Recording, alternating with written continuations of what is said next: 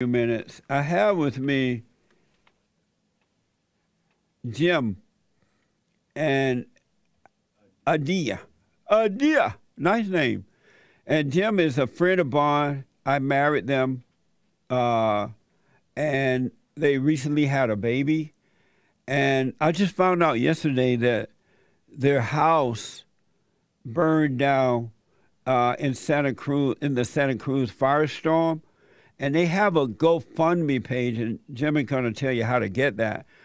Jim, is Jim ready now? Jim, can you hear me? Yes, Jim? sir. Oh, hey, Jim, how you doing? Doing very well. Good morning to you and everyone listening. Right on. I am sorry to hear about you and your wife and family there losing your home in the fire. What happened? I mean, were you home The at the weather time? was incredibly unusual. Go ahead. We didn't see our house actually go up in flames. We were forced out of our house by the sheriffs about 1 in the morning, and we just grabbed our couple of t-shirts, couple of jeans, and some baby clothes, and got in the car and hot-footed out of there. Yeah, it was pretty unusual day. It was 107 or 8 degrees in the daytime, and it never cooled down. Come 10 o'clock at night and then midnight, I made a comment to my wife that it felt like we were in a microwave oven. Yeah. It was just really unusual. And then we heard reports that there was fires in the nearby mountains, but it wasn't very close to us. It was actually in a different county, and I was going to send my wife away in the morning, probably early morning. Is going to send the wife and the baby away while I stuck around the house and try to defend the house a little bit. But the sheriffs surprised me by blazing up our driveway at 1 in the morning with red and blue sirens, everything blaring, and they pounded on the door and forced us out of our house. And we left and had to sit around and wait. I'm sorry to hear this, man. This is awful. And how long did it take you to find out that your house had completely burned down? How many days did it take? Probably a week, just to hear word of mouth. And then someone we heard of on Facebook was illegally riding his dirt bike in the back roads of the mountains, and he was making reports on different areas. And so we heard initial reports that our street was partially destroyed, so it was like kind of up in the air. And then I'm not sure the exact amount of days, but at least a week until we found out by picture evidence. Someone posted on Facebook that our house was gone. Have you gone back up there to see the ashes? Have you seen it in person yet? Yes, just a couple days ago, I made it up there for the first time, and yeah, it's completely gone. It's flattened out, and the wreckage is. I don't want to get too much into conspiracies here, but the wreckage was definitely unusual, to say the least. What was it like to see it? That it was really gone. It wasn't like a part of your imagination. You're looking at the real deal. What was it like for you to see that? I really didn't feel too much about it. It was basically just a fact of life, and just dealing with it. It wasn't very emotional. I read on the internet and Facebook posts about people kind of getting all emotional and crying and stuff, but it wasn't like that for me. Right on. So how is your wife Adiya and the baby doing at this point? We're doing good. The baby's probably crying a little bit more since we're on the run than it would be if we were posted up at the house. We had done quite a bit of nesting before the child was born, and kind of, it's really beautiful atmosphere and air, and everything was set in our house for the child, so it was kind of a good living conditions. And now we're kind of in a hotel, so I kind of imagine that the crying would be a little bit less with the kid. He kept us up till at least 3:30, 4 in the morning this morning. So how old is the baby now? He was born on August 7th. So I guess just over a month now. 5 weeks. I didn't realize he was that young. That's amazing, man. Yeah, he was 9 days old when we got forced out. Wow. And so how's your wife dealing with all this? Very well. She's a strong woman, and both of us are actually dealing really well with this. I think because of our coming to understand your message about forgiveness, and about constantly praying. I'm in a.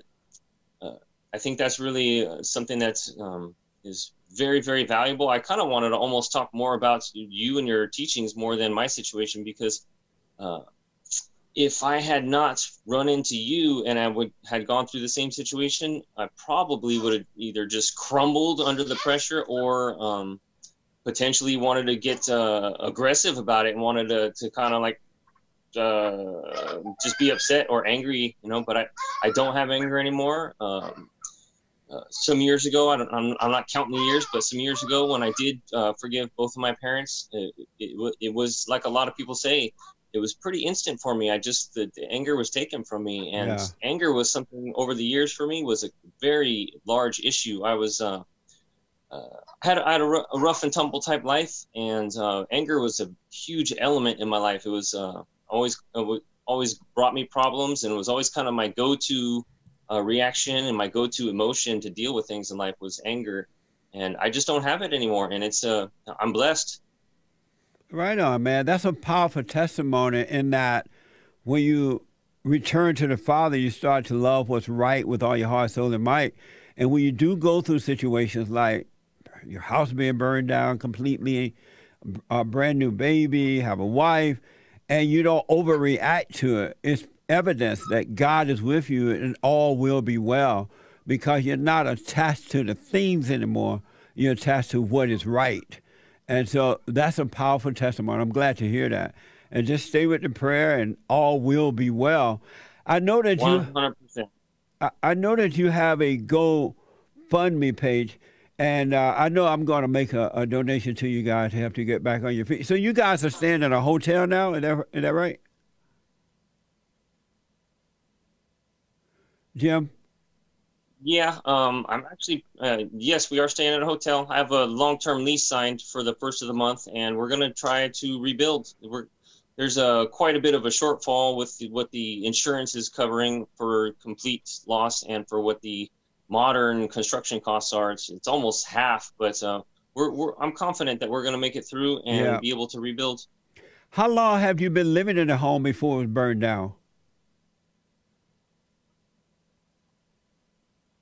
We bought the house in 2010, and man, I moved furniture I'm a self-employed, so I kind of own my own business, but it's just me moving furniture as a laborer, and I had to work my tail off just to get the monthly bills paid. So it was quite a struggle already. So amazing.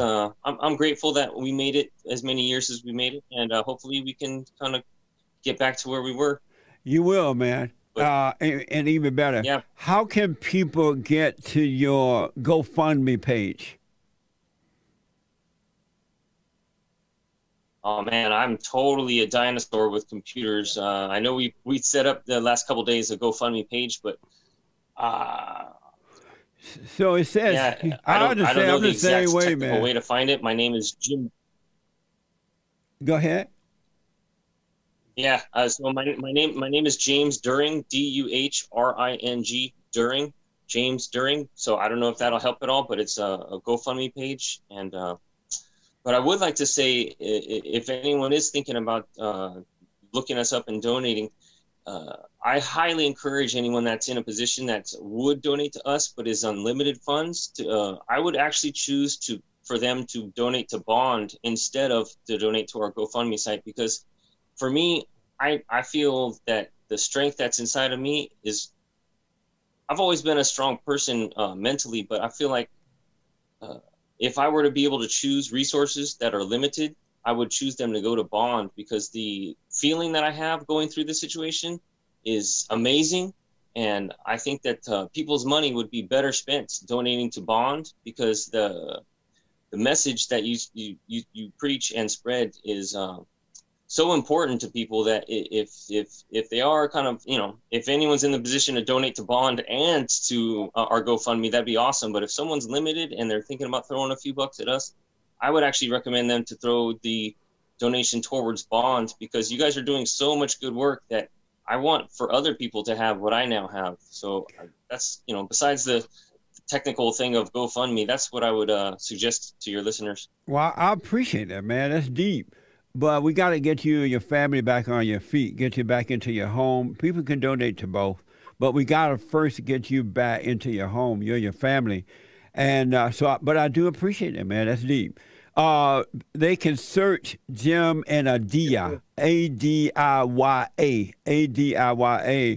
on GoFundMe, and you will find it. Search Jim, Jim, and Adiya, Adiya, on GoFundMe, and you'll find it. And we have a screenshot of it up there on other now, so you can see it. A screenshot of the GoFundMe page, and we will tweet the link later today. So we're going to make it easier for people to find you guys, and I really wish you well. I just admire the way that you're handling this. It is perfect, and God is with you, and before you know it, you will be back in your home, man. I wish you and Adiya and the baby well, and I will make a donation as well today. And I wish you guys well. Let me know if we can help any further, okay?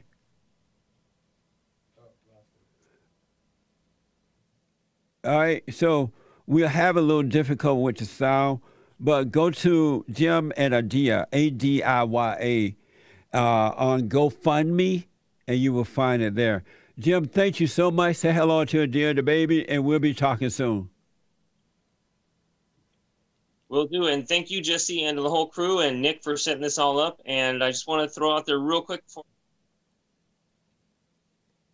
We lost his voice again. All right. Thank you, buddy. Have a good one, all right? Thank you. Okay. Amazing, folks.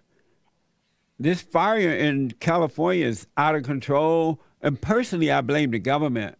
I'm sure we've been told that there are people who are setting these fires and all kinds of things.